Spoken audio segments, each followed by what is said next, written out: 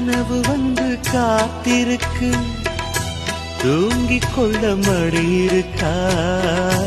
ஆசை இங்கு பசித்திருக்கு, இளமை தின்ன விருந்திருக்கா? பூவை கிள்ளும் பாவனையில் சூடிக்கொள்ள தூண்டுகிறார்.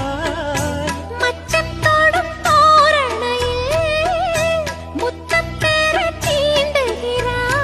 மின்னல் சிந்தி சிரித்தாய், கண்ணில் என்னை குடித்தாய். தாகம் தந்து என்னை மூழ்கடித்தாய். ஆஹா முத்தமிழே முத்தமிழே, முத்தச் சொந்தம் ஒன்று கேட்பதென்று.